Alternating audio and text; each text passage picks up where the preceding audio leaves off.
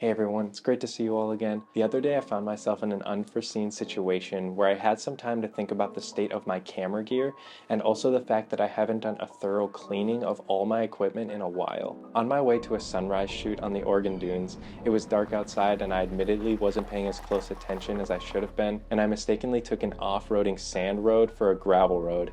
And being in a heavy, low-profile vehicle, I got stuck in the soft sand very quickly. Being a bit disoriented and in a scramble to get my car unstuck, I ended up getting sand all over me and also a bit inside my vehicle. So, after everything was settled, I was out of the sand and gave my car a good vacuuming. I had some time to reflect on what really happened, and I realized that this would be a very good chance to walk you through how I really clean my gear, from my camera to my tripod, and also some ways you can prevent having to clean your camera in the first place. I hope you all enjoy.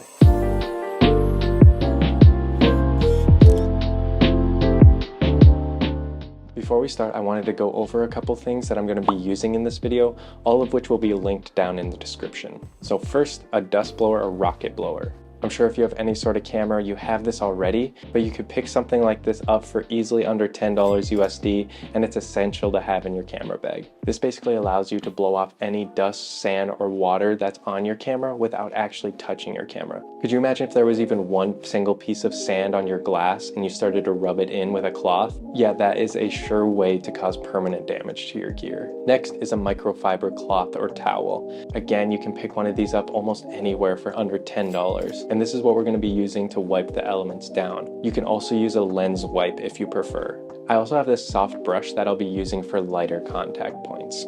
And for your sensor, we're going to be using these sensor swabs with sensor cleaning solution. It is essentially a tool that makes it easy to reach down and clean your sensor window. Make sure to get the correct size for your camera sensor. Unfortunately, I mistakenly got the APS-C sensor size when I have a full frame camera, but it'll make it much easier for you if you just have the correct sensor size. So first, let's start with the lens.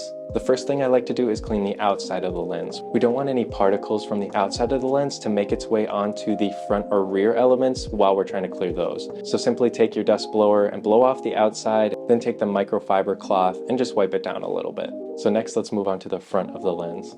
Then while holding the lens upside down, use the dust blower at an angle to ensure that all the dust is falling off the lens instead of just getting blown up and back onto the lens. Next, if you have lens wipes, just take one of those out. It already has solution on it. Start in the middle and use a circular motion to wipe the glass of the lens.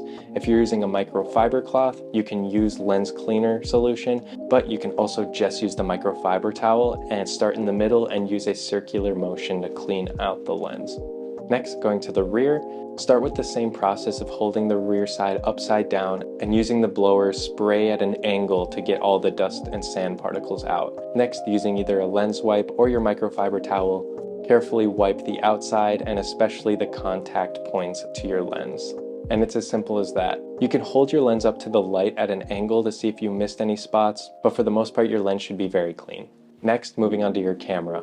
Again, blow off and wipe the body of your camera to ensure that no dust, sand, or water gets into your sensor area when you start to clean that. Next, I understand that this can be a very scary part, but what you should know is that there is actually a layer of glass between you and the sensor. So when it looks like you're directly wiping the sensor, just know that you're kind of cleaning the sensor window and not actually cleaning the sensor itself.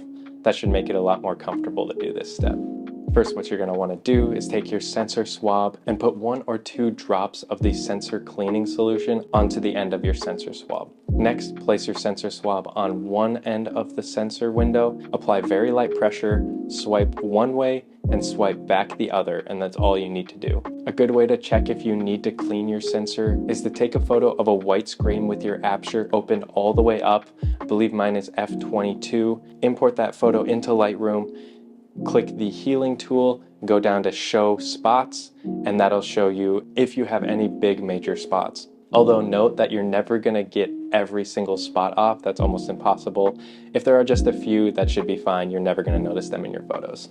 So as far as your camera itself goes, that should be everything you need to do. If you need to repeat any of those steps to get anything you've missed, just go back through and make sure to blow the dust or sand off before you wipe anything down so you don't scratch your camera. The next thing I wanted to talk about is your tripod.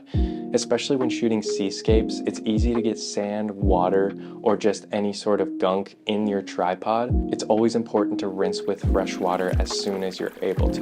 What I like to do is just take everything apart in my tripod, lay it down in the bath or the shower, and just using a cloth, just wipe everything down in the fresh water and then let air dry. One thing that'll help you keep your tripod alive for longer as well is to, when you're shooting seascapes, use the smallest attachment first before you use these, so that when you're shooting, just the end is in the water instead of all of your notches, or if you have screw ones too, you don't want those in the water because those will erode a lot faster than just the leg itself. There aren't any joints down here, but if you just have this in the water, just like this, if you have this in the water, all these joints are just going to get destroyed by the salt and sand that's in the water. So that would just be one of my bigger tips to shooting seascapes. Also, just general housekeeping is to keep your camera bag clean. When you get back from a seascape or any sort of photography location, when you get back, just take everything out of your camera bag and make sure it is pretty clean. You don't want anything to sit either wet or dirty for too long. That's a sure way to reduce the life of your gear. But I hope that you all learned something from this video. Make sure to keep these things in mind next time you clean your gear or next time you're out shooting a seascape. But I'd be so grateful if you could subscribe to my weekly newsletter. I will be sending that out every Wednesday with weekly updates. Also, I have print sales on my website, and also for daily updates, just follow my Facebook page. But other than that, please like, subscribe, and share with your friends. Thank you all so much for watching. I'll see you in the next one.